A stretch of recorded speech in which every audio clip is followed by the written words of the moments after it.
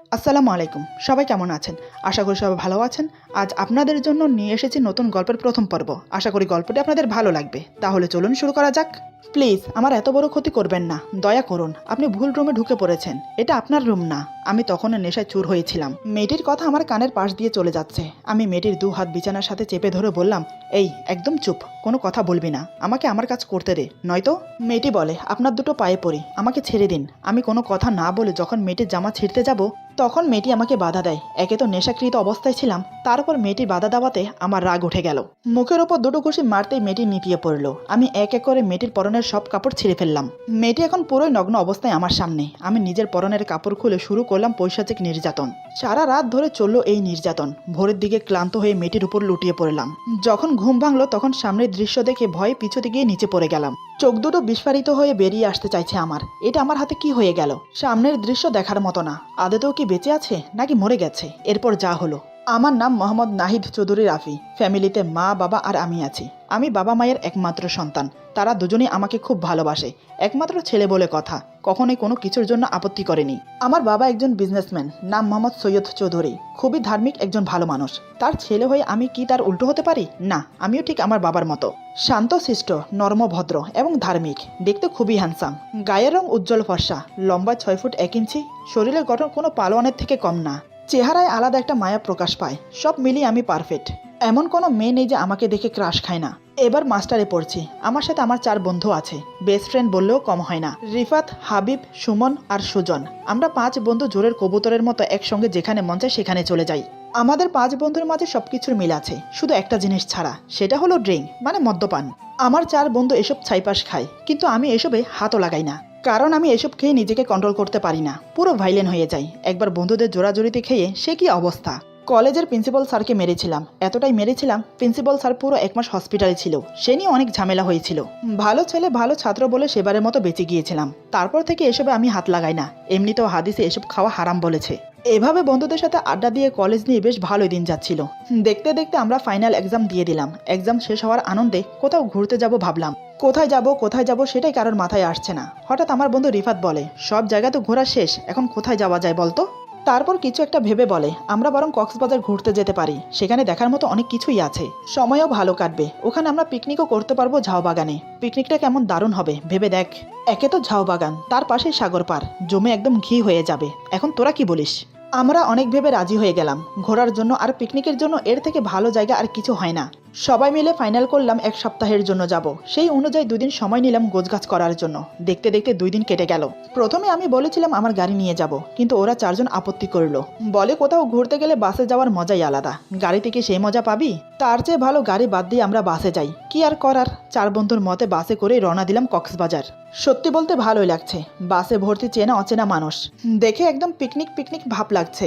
বাইরের দৃশ্য উপভোগ করতে করতে পৌঁছে গেলাম কক্সবাজার। আমরা পৌঁছতে প্রায় বিকেল হয়ে গেল। সেখানে ভালো একটা হোটেল থেকে 5 বন্ধু উঠে পড়লাম। হোটেলটা বেশ হাইফাই, নিচে অনেকটা জায়গা খোলামেলা, বসে আড্ডা দেওয়ার মতো ব্যবস্থা করা আছে।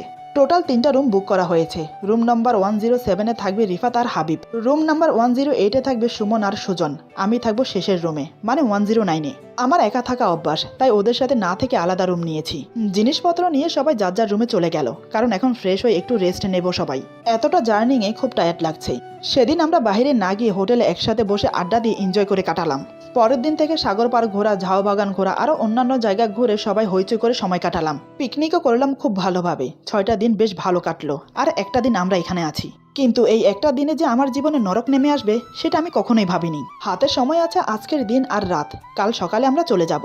সারাদিন বাইরে ঘুরে রাতে সবাই লনে বসে আড্ডা দিচ্ছি। সবার হাতে গ্লাস ভর্তি হুইস্কি, শুধু আমি ছাড়া, কারণ আমি এসব খাই না, এটা তো আগেই বললাম। তবে আমার জন্য অরেঞ্জ জুস আনা হয়েছিল, কিন্তু আমি ঘুণাক করেও বুঝতে পারিনি আমার জুসে ড্রিঙ্ক মিলানো ছিল। এমনভাবে মিশিয়েছে যে আমি বুঝতেও পারলাম না। আসলে ওরা প্ল্যান করেছিল আমাকে যেভাবে হোক হুইস্কি খাওয়াবে। এই নিয়ে রিফাত ওদের সাথে বাজি ধরেছে। আমাকে যদি কোনোভাবে হুইস্কি খাওয়াতে পারে তাহলে 3 বন্ধু মিলে 10-10 হাজার করে মোট 30,000 টাকা ওকে দেবে। এদিকে আমি এক এক করে 3 গ্লাস জুস খেয়ে ফেলেছি। ধীরে ধীরে আমার মাথা ঘুরতে লাগলো। চোখ যেন ঝাপসা ঝাপসা হয়ে আসছে। সামনে চোখে যা পড়ছে ডাবল দেখাচ্ছে। আমি বুঝতে পারছি না আমার সাথে কি হচ্ছে। এদিকে আমার বন্ধুরা আমার অবস্থা দেখে মিটে মিটে হাসছে। কিন্তু এটার জন্য আমাকে কত বড় খেসারত দিতে হবে তার আইডিয়া কারোর ছিল না। তবে বেশিক্ষণ সময় লাগলো না বুঝতে ওরা আমার সাথে কি করেছে। আমি কিছু বলার অবস্থায় ছিলাম না, তাই কিছু না বলে উঠে যেতে চাইলাম, কিন্তু পা টলে পড়ে গেলাম। ওরা আমাকে ধরতে আসলে আমি না করে আবার উঠে দাঁড়ালাম, কোনো রকম টলতে টলতে উপরে গেলাম। এদিকে সুজন বলে, কাজটা কি আমরা ঠিক করলাম? আমরা কিন্তু খুব ভালো করেই জানি নেশা করলেও কিছুই মনে রাখতে পারে না, এমনকি পুরো ভাইলেন হয়ে যায়। যদি কোনো অঘটন ঘটিয়ে ফেলে তখন কি হবে ভেবে দেখেছিস? তার থেকে বড় কথা, কাল সকালে ও যখন স্বাভাবিক হবে তখন যদি জিজ্ঞেস করে আমরা কি উত্তর দেব? হাবিব বলে, সে নিয়ে চিন্তা করিস না, যেভাবেই হোক ওকে ম্যানেজ করে নেব, আর এখানে কোনো সমস্যা হবে না, কেননা অনেক রাত হয়ে গেছে, সবাই এখন যার যার রুমে দরজা নক করে ঘুমোচ্ছে, তাই নিশ্চিন্তে থাক, কিছুই হবে না। কথাগুলো বলে ওরা নিশ্চিন্তে ড্রিঙ্ক করতে লাগলো। কিন্তু এদিকে আমি আমার রুম গুলিয়ে ফেলেছি। রুম নম্বর 106 আমার কাছে 109 মনে হচ্ছে, আর 109 মনে হচ্ছে 106। আমি 106 আমার রুম মনে করে ঢুকে পড়ি। দরজা খোলাই ছিল, তাই ঢুকতে কোনো সমস্যা হয়নি। রুমে প্রবেশ করেই দরজাটা লাগিয়ে দিলাম, কিন্তু একই পুরো ঘর অন্ধকার। আমি এখন মাতাল, আমার জন্য কি অন্ধকার আর কি আলো, সবই একই সমান। কোনো রকম হাতরে বিছানায় গিয়ে শুতে পারলেই হলো, মনে মনে এসব ভেবে অন্ধকারে ধীরে ধীরে এগিয়ে গেলাম বিছানার দিকে। পায়ের সাথে কিছু একটা ধাক্কা লাগতেই হাত দিয়ে দেখে অনুভব করে নিলাম এটা কি। না, বিছানার কাছেই এসেছি বরাবর। কোনো কিছু না ভেবে ধূপ করে বিছানার উপর ঝাঁপিয়ে পড়লাম, কিন্তু এ কি, বিছানা কোথায়? এ তো দেখছি কোনো মানুষের উপর পড়লাম।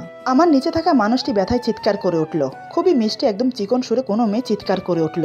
ব্যাপারটা আমার বোধগম্য হলো না, হবেই বা কি করে, তখন তো আমি নেশায় চুর। মেয়েটি আমাকে চিৎকার দিয়ে ধাক্কা মেরে সরিয়ে দিল সাইডে। আমাকে ধাক্কা দিয়ে মেয়েটি উঠতে যাবে, তৎক্ষণাৎ আমি মেয়েটির জামা ধরে টান মারি। আসলে ধরতে চেয়েছিলাম হাত, কিন্তু হাতের বদলে জামা ধরে ফেলেছি।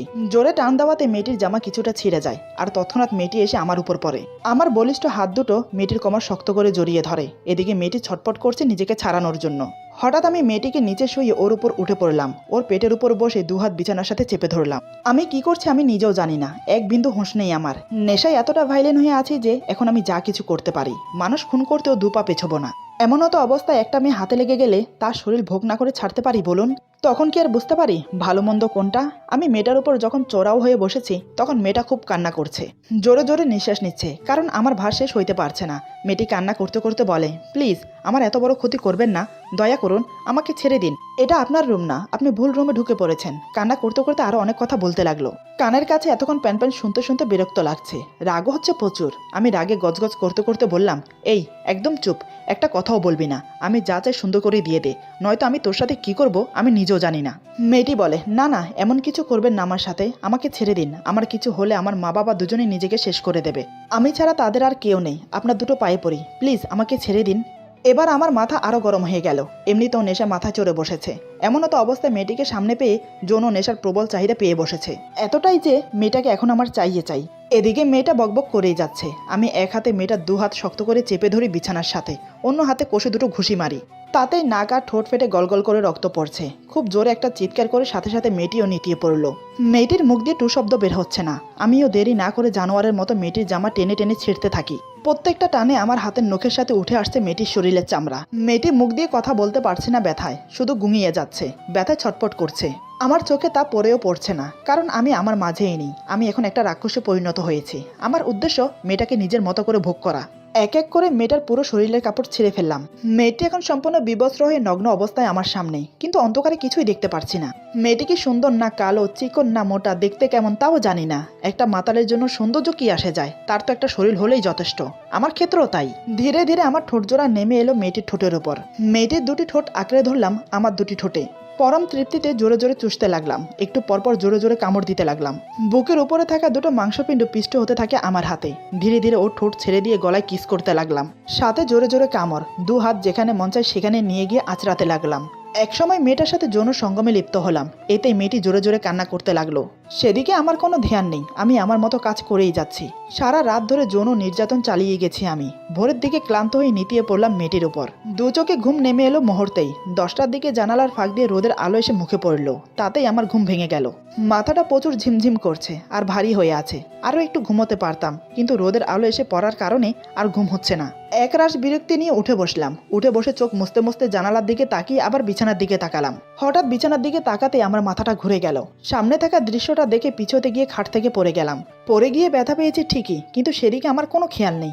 আমার চোখ সামনে আটকে আছে, চোখ দুটো বিস্ফারিত হয়ে বেরিয়ে আসতে চাইছে, কে করেছে কিভাবে হলো কিছুই মাথায় আসছে না। মুহূর্তে নিজের জামা কাপড়ের দিকে তাকিয়ে আরো অবাক হয়ে গেলাম, কারণ আমার জামা কাপড়ের সব রক্ত। এত রক্ত কোত্থেকে এসেছে? ধীরে ধীরে উঠে দাঁড়ালাম, চোখ বড় বড় করে সামনের খাটের উপর শুয়ে থাকা মেয়েটাকে দেখতে লাগলাম। নগ্ন অবস্থায় রক্তাক্ত শরীর নিয়ে বিছানায় পড়ে আছে মেয়েটি। চেহারা ভালো করে দেখা যাচ্ছে না, মাথার চুল এলোমেলো হয়ে মুখের উপর পড়ে আছে। বিছানা বালিশ সব রক্তে চুপচুপ হয়ে আছে। মেয়েটার কোনো নড়চড় নেই। আদতেও বেঁচে আছে তো নাকি মরে গেছে? এসব দেখে চোখ বন্ধ করে মাথার চুল খামচে ধরে মেঝেতে বসে পড়লাম। আমি এখানে এলাম কি করে? এটা কি আমার রুম? কাল রাতে তো বন্ধুদের সাথে লনে বসে আড্ডা দিচ্ছিলাম, তারপর আর কিছু মনে নেই। অনেক চেষ্টা করছি মনে করার, কিন্তু পারছি না। কি করব এখন? কাল রাতে যে আমার বন্ধুরা জুসের সাথে কিছু মিশিয়েছে তা আমি বুঝতে পারছি। তার মানে কাল রাতে ওরা আমার জুসে নেশা জাতীয় কিছু মিশিয়েছিল, তাই হবে হয়তো। এখন আমার কাছে সবকিছু ক্লিয়ার। এই মেয়েটার এই অবস্থার জন্য আমি দায়ী। নিজের শরীরের দিকে তাকিয়েই বুঝতে পারছি এখন কি করব। লোক জানাজানি হয়ে গেলে সমস্যায় পড়ব। এত চিন্তার মাঝে ভুলেই গিয়েছিলাম মেয়েটা নগ্ন অবস্থায় আছে। কথাটা মনে পড়তেই মেয়েটাকে চাদর দিয়ে ঢেকে দিলাম। অনেকক্ষণ ভাবনা চিন্তা করেই কি মনে হতেই মেয়েটার নাকের সামনে হাত দিয়ে দেখলাম নিঃশ্বাস পড়ছে কিনা। না, এখনো মরেনি, বেঁচে আছে। এখনই মেয়েটিকে হসপিটালে পাঠানো প্রয়োজন। আমি তৎক্ষণাৎ রুমে থাকা ল্যান্ডলাইন ফোন থেকে হসপিটালে ফোন করে সব বলে অ্যাড্রেস দিয়ে দিলাম, যেন তাড়াতাড়ি আসে সেটাও বলে দিলাম। কথাগুলো বলে ফোনটা কেটে তৎক্ষণাৎ বেরিয়ে গেলাম। নিজের রুমে এসে ওয়াশরুমে গিয়ে ফ্রেশ হয়ে ব্যাগ গোছাতে লাগলাম। বুকের উপর যেন একটা বোঝা চেপে আছে। মনে মনে শুধু দোয়া করতে লাগলাম মেয়েটা যেন বেঁচে যায়। নিজেকে খুব অপরাধী মনে হচ্ছে। মানুষ রূপে একটা জানোয়ার মনে হচ্ছে নিজেকে। কি থেকে কি হয়ে গেল? সারা জীবন এই পাপের বোঝা মাথায় বয়ে বেড়াতে হবে। কোনোদিনও পারবো না নিজেকে ক্ষমা করতে। এসব ভাবতে ভাবতে চোখ দুটো ঝাপসা হয়ে এলো। এমন সময় আমার 4 বন্ধু ঘরে প্রবেশ করে। আমি সেদিকে না তাকিয়ে ব্যাগ গোছাতে ব্যস্ত হয়ে পড়লাম। রিফাত বলে, গুড মর্নিং দোস্ত, রাতের ঘুম কেমন হলো? হাবিব বলে, মনে হয় ভালোই হয়েছে। দেখছিস না, আমাদের আগে ঘুম থেকে উঠে ব্যাগ গোছানো শুরু করে দিয়েছে। এক একজন এক একটা বলতে লাগলো, কিন্তু আমি কোনো কথা বলছি না। তখন আমার চোখ থেকে টপ টপ করে জল পড়ছে। আমার জন্য একটা মেয়ের জীবন নষ্ট হয়ে গেল। আদতেও মেয়েটা বাঁচবে কিনা তাও জানি না। আমি কোনো কথা বলছি না দেখে সুজন এসে আমার কাঁধে হাত রেখে বলে, কি রে, তোর আবার কি হলো? কোনো কথা বলছিস না যে? এবার আমি আর চুপ থাকতে পারলাম না। রক্তাক্ত চোখ নিয়ে ওদের দিকে তাকালাম। তখনও আমার চোখে জল। আমার চোখ আর চোখের জল দেখে ওরা 4 জন ভয় পেয়ে গেল। হঠাৎ আমি কিছু না বলে ঠাস ঠাস করে 4টা থাপ্পড় মেরে দিলাম 4 জনের গালে। থাপ্পড় খেয়ে গালে হাত দিয়ে 4 জন বিস্ফারিত চোখে তাকিয়ে আছে আমার দিকে। রিফাত বলে, দোস্ত, আমরা তো কাল তোর সাথে মজা করেছি, তাই বলে তুই আমাদের থাপ্পড় মারলি? আমি বললাম, মজা করেছিস তোরা আমার সাথে, তাই না? তোদের সামান্য মজার জন্য আজ আমি কত বড় পাপ কাজ করেছি তার কোনো আইডিয়া আছে তোদের কাছে? আচ্ছা, একটা কথা বলতো, তোরা কি জানতিস না যে ড্রিঙ্ক করলে আমি নিজেকে ঠিক রাখতে পারি না? আমি কোনো হোঁশে থাকি না, তখন আমি কি করি আমি নিজেও জানি না। বল তোরা কি জানতিস না? জেনে শুনে কেন এমন করলি আমার সাথে? কেন আমার জীবনটা নিয়ে খেললি তোরা? সারা জীবন একটা কলঙ্কের বোঝা মাথা নিয়ে ঘুরতে হবে। আমার স্বপ্ন, আমার কেরিয়ার সব বরবাদ করে দিলি। এই বলে মুখ দুহাতে চেপে ধরে খাটে বসে পড়লাম। আমার কথা শুনে ওরা একে অপরের মুখের দিকে তাকিয়ে দেখছে। কি হয়েছে সেটাই বুঝতে পারছে না। সুমন ভয়ে ভয়ে 1 পা 2 পা করে আমার কাছে এসে আমার কাঁধে হাত রেখে বলে, কি হয়েছে রাফি, খুলে বলতো। রিফাত এসে আমার পায়ের সামনে মেঝেতে বসে পড়ে বলে, কি হয়েছে তুই খুলে না বললে আমরা কি করে বুঝবো? আমি বললাম, কি হয়েছে সেটা আমি মুখে উচ্চারণ করতে চাই না। তোরা গিয়ে দেখে আয় রুম নাম্বার 106-এ আমার হাতে কত বড় অন্যায় হয়েছে। আমার কথা শুনে ওরা আর দেরি করলো না। রুম থেকে বের হতেই দেখে পুলিশ ঢুকছে 106-এ, সাথে কয়েকজন মহিলা নার্স আর একজন ডাক্তার। কিছুক্ষণ পর 4 জন লোক ধরাধরি করে একটা মেয়েকে নিয়ে যাচ্ছে। মেয়েটির মুখে অক্সিজেন মাস্ক লাগানো। আমার 4 বন্ধু মেয়েটিকে স্পষ্টভাবে দেখেছে, কারণ ওরা দরজার সামনে দাঁড়িয়েছিল। এমনকি পুলিশ মোবাইলের স্ক্রিনে থাকা ছবি দেখিয়ে জিজ্ঞেস করেছিল চেনে কিনা। ওরা এক কথায় বলে দিল, আমরা এখানে ঘুরতে এসেছি, চিনবো কিভাবে? তারপর আর এক মুহূর্ত না দাঁড়িয়ে আমার রুমে চলে এলো। রুমে প্রবেশ করে সাথে সাথে দরজা লাগিয়ে দেয়। আমাকে কিছু বলার সাহস পাচ্ছে না কেউ। অনেকক্ষণ ধরে চুপচাপ ওরা আমার দিকে তাকিয়ে দাঁড়িয়ে আছে। অবশেষে আমি উঠে দাঁড়ালাম। ব্যাগটা কাঁধে নিতে নিতে বললাম, কি করেছি আমি নিজের চোখে দেখলি? বড় একটা নিঃশ্বাস ফেলে বললাম, জানি না মেয়েটা বাঁচবে কিনা। রিফাত ভয় ভয়ে বলে, তুই কি শুধু মেয়েটাকে মেরেছিস নাকি অন্য কিছু? আমি তীক্ষ্ণ দৃষ্টিতে ওর দিকে তাকিয়ে ওর শার্টের কলার ধরে বললাম, আমি জানি না, আমি কিচ্ছু জানি না। মেয়েটার সাথে আমি রাতে কি করেছি আমার কিচ্ছু মনে নেই। আমি আর টেনশন নিতে পারছি না, মাথাটা ফেটে যাচ্ছে আমার। তোদের জন্য, শুধুমাত্র তোদের জন্য আমার জীবনটা নষ্ট হয়ে গেল। আমি একজন অপরাধী হয়ে গেলাম। আমি তোদেরকে কোনোদিনও ক্ষমা করব না। আজকের পর থেকে তোরা আমার বন্ধু না। আমি মনে করব আমার কোনো বন্ধু ছিল না কোনোদিন। সুজন বলে, এটা কি বলছিস রাফি? আমাদের বন্ধু তো এখানে শেষ। মানছি আমাদের হাতে একটা ভুল হয়ে গেছে, ক্ষমা করে দে দোস্ত। আমি বললাম, ভুল? এটাকে ভুল বলে? তোরা জানতিস, তোরা জেনে শুনে করেছিস এটা আমার সাথে।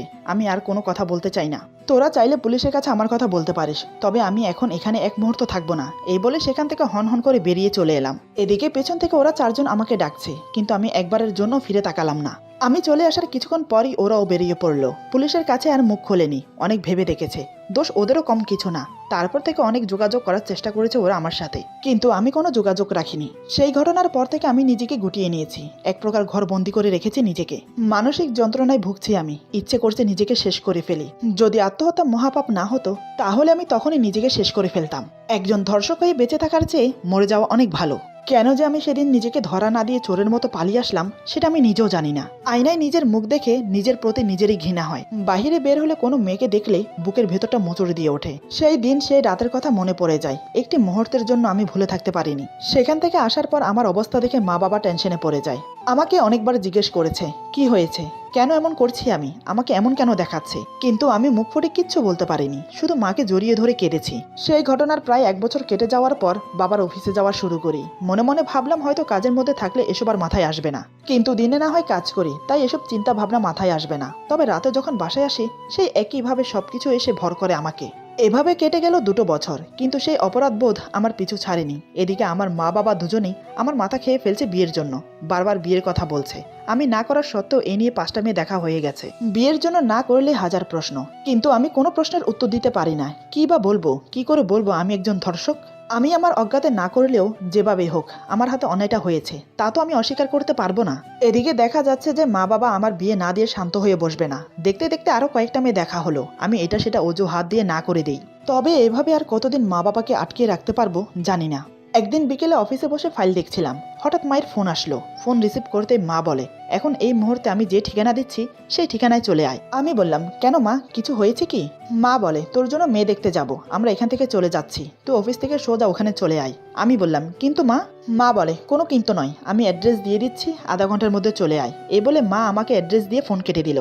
কি জ্বালায় পড়লাম রে বাবা, বারবার বলছি বিয়ে করব না, কিন্তু আমার মা শুনতেই রাজি না। মায়ের কথার অবাধ্য হতে পারছি না, অগত্যা কি করার আছে। আমিও মায়ের বাধ্য ছেলের মতো সে অ্যাড্রেস অনুযায়ী চলে গেলাম। মা বাবা আমার আগেই চলে গেছে। আমি গিয়ে কলিং বেল প্রেস করতে একজন মধ্যবয়সী মহিলা এসে দরজা খুলে দিল। আমি মহিলাটিকে দেখেই সালাম দিলাম। মহিলাটি সালামের উত্তর দিয়ে বলে, এসো বাবা, ভিতরে এসো। এরপর মহিলাটি আমাকে নিয়ে গিয়ে ড্রয়িং রুমে বসালো। মা বাবা আমাকে দেখে মনে মনে খুব খুশি হলেন। তারা মনে মনে ভেবে নিয়েছে এবার হয়তো ছেলের মেয়ে পছন্দ হবে, কিন্তু আমি মনে মনে ভাবছি এবারও কোনো কিছু একটার অজুহাত দিয়ে বেরিয়ে পড়ব। তবে ভাগ্যে কি লেখা আছে সেটা আমরা কেউই জানি না, যা লেখা আছে তাই হয়। এদিকে প্রায় আধা ঘন্টা পর্যন্ত বসে আছি, মেয়ে দেখানোর কোনো নামগন্ধই নেই। বসে বসে অসহ্য লাগছে, ইচ্ছে করছে এখন উঠে চলে যাই, কিন্তু ভদ্রতার খাতিরে পারছি না। প্রায় আরো 10-15 মিনিট পর একটি মেয়েকে নিয়ে এসে আমাদের সামনে বসালো। মা বাবা দেখেই তো মাশাল্লাহ মাশাল্লাহ বলতে শুরু করে দিয়েছে। এটা আরে নতুন কি, এই নিয়ে যতগুলো মেয়ে দেখেছি সবগুলোর বেলায় এই একই কথাই বলেছে। আমি একটি বারের জন্য মাথা তুলে মেয়েটিকে দেখিনি, নিচের দিকে তাকিয়ে সবার কথা শুনছি। কারণ বিয়ে করব না যখন, তখন দেখেই বা কি করব। হঠাৎ আমার মায়ের চোখ পড়ল আমি নিচের দিকে তাকিয়ে বসে আছি। এটা দেখে আমার উপর মার খুব রাগ হচ্ছে। এখানে সবার সামনে কিছু বলতে পারছে না, তাই মুখে একটা মলিন হাসি দিয়ে বলে, বাবা রাফি, লজ্জা পাওয়ার কি আছে? মাথা তুলে এক নজর দেখ বাবা মেয়েটাকে, দেখ মিষ্টি একটা মেয়ে। মা যে আমাকে খোঁচা মেরে কথা বলছে সেটা আমি বেশ বুঝতে পারছি। ইচ্ছা না থাকা সত্ত্বেও মাথা তুলে মেয়েটার দিকে তাকালাম। মেয়েটাকে দেখেই চোখ ধাঁধিয়ে গেল। মনে মনে অজান্তেই বলে ফেললাম, মাশাআল্লাহ, এত সুন্দর কোনো মানুষও হতে পারে। আল্লাহ যেন নিজের হাতে নিখুঁতভাবে তৈরি করেছে, কোনো অংশে কম রাখেনি। মেয়েটির রূপের কি বর্ণনা দেব, সে ভাষা খুঁজে পাচ্ছি না। এক কথায় বলতে গেলে অতুলনীয়। কয়েক মিনিট চোখ সরাতে পারলাম না। আমাকে অমন করে হাঁ করে তাকিয়ে থাকতে দেখে সবাই মিটিমিটি হাসছে। মা বাবাকে বলছে, এবার মনে হয় ছেলের বউ পেয়ে গেছি, দেখছো না তোমার ছেলে কিভাবে তাকিয়ে আছে। বাবা ফিসফিস করে বলে, তুমি যা বলেছ, এবার যেন বিয়েটা হয় সেটাই দোয়া করি। হঠাৎ কিছু একটা মনে হতেই আমি চোখ সরিয়ে নিলাম। মেয়েটিকে দেখে মনে হয় কিছু মুহূর্তের জন্য ভুলে গিয়েছিলাম আদতে আমি কি। এদিকে মেয়েটিও আমাকে দেখে ঠিক এমনভাবে তাকিয়েছিল যেভাবে আমি তাকিয়েছিলাম। হয়তো তারও আমাকে পছন্দ হয়েছে, কিন্তু এই বিয়ে কোনোদিনও হবে না। কিছুক্ষণ অতিবাহিত হওয়ার পর আমাদের দুজনকে আলাদা কথা বলার জন্য ব্যবস্থা করে দিল। মেয়েটিকে বলা হলো আমাকে নিয়ে যেতে, তাই সে আমাকে নিয়ে ছাদে গেল। বেশ মনোরম পরিবেশ, সন্ধ্যা হব হব করছে, গাছে গাছে পাখি কিচিরমিচির করছে, হালকা মৃদু বাতাস বয়ে যাচ্ছে, সব মিলিয়ে পরিবেশটা চমৎকার। মেয়েটি ছাদের রেলিং ধরে দাঁড়িয়ে আছে, আমি তার থেকে কিছুটা দূরে দাঁড়িয়ে আছি। বেশ কিছুক্ষণ নীরবতায় কেটে গেল। আমি দেখলাম মেয়েটি কিছু বলছে না, তাই আমি আগে কথা বললাম। দেখুন, আমি আপনাকে কিছু কথা বলতে চাই, জানি না আমার কথাগুলো আপনি কিভাবে নেবেন, তারপরও বলছি, আসলে আমি আপনাকে বিয়ে করতে পারবো না। আমার কথা শুনে মেয়েটি ভ্রু কুঁচকে আমার দিকে তাকালো। আমি দেখেও না দেখার ভান করে সামনের দিকে তাকিয়ে বললাম, দেখুন আপনি কি ভাবছেন আমাকে নিয়ে আমি জানি না, তবে আমার কিছু সমস্যা আছে ব্যক্তিগত, তাই আমি এই বিয়েটা করতে চাইছি না। কিন্তু একটা কথা না বলে পারছি না, আপনি কিন্তু খুবই সুন্দরী, আমার মনে হয় না আপনার মতো দ্বিতীয় কেউ আছে। এতক্ষণে মেয়েটি আমাকে বলে, আমার প্রশংসা করার জন্য ধন্যবাদ। আমি কি জানতে পারি কেন আপনি বিয়ে করতে চাইছেন না? মেয়েটির কণ্ঠ শুনে আমি চমকে উঠলাম। এত মিষ্টি কারোর কণ্ঠ হতে পারে? যেমন তার রূপ তেমন তার কণ্ঠ। আমাকে অবাক হয়ে মেয়েটির দিকে তাকিয়ে থাকতে দেখে বলে, কি হলো, অমন করে কি দেখছেন? আমি কিছু জানতে চাইছি। আমি নিজেকে স্বাভাবিক করে বললাম, মানুষের জীবনে এমন কিছু কথা থাকে যা প্রকাশ না করাই ভালো। যেটা গোপনে আছে সেটা গোপন থাকাই ভালো। মেয়েটি বলে, ও বুঝতে পেরেছি, নিশ্চয়ই গার্লফ্রেন্ড নিয়ে সমস্যা। আজকাল তো এটাই হয়ে থাকে বেশিরভাগ। প্রেম করেন নিশ্চয়ই, নাকি ছেঁকা খেয়েছেন, কোনটা? আমি মুচকি এসে বললাম, সেসব কিছুই না, জীবনে কোনোদিন প্রেমই করিনি, ছাকা খাবো তো দূরের কথা। মেয়েটি বলে, তাহলে কারণ কি বিয়ে না করার? আমাকেই বিয়ে করবেন না, নাকি জীবনেও বিয়ে করতে চান না, কোনটা? আমি বললাম, জীবনেও বিয়ে করতে চাই না। আমার নিঃসঙ্গ জীবনে আমি একাই থাকতে চাই। যে জীবনের কোনো অস্তিত্ব নেই সেই জীবনে কাউকে জড়িয়ে তার জীবন নষ্ট করতে চাই না। আমার কথা শুনে মেয়েটি যা বলল তা শুনে আমি আশ্চর্য হয়ে গেলাম। এতটা মিল কিভাবে হতে পারে, এটা ভেবেই আমার মাথা ঘুরছে। মেয়েটা আমাকে এমন করে কেন বলছে? মেয়েটির কথা যত শুনছি তত আশ্চর্য হয়ে যাচ্ছি। এরপর যা হলো, আজকের গল্প এখানে সমাপ্ত। গল্পের বাকি অংশ পেয়ে যাবেন আগামী পর্বে। আশা করি গল্পটি আপনাদের ভালো লাগবে। যদি ভালো লাগে তাহলে লাইক, কমেন্ট এবং সাবস্ক্রাইব করে আমাদের পাশে থাকুন। পাশে থাকা বেল আইকন প্রেস করে দেবেন, তাহলে আমাদের নিত্য নতুন ভিডিও আপনাদের কাছে পৌঁছে যাবে। সবাই ভালো থাকবেন, সুস্থ থাকবেন। আল্লাহ হাফেজ।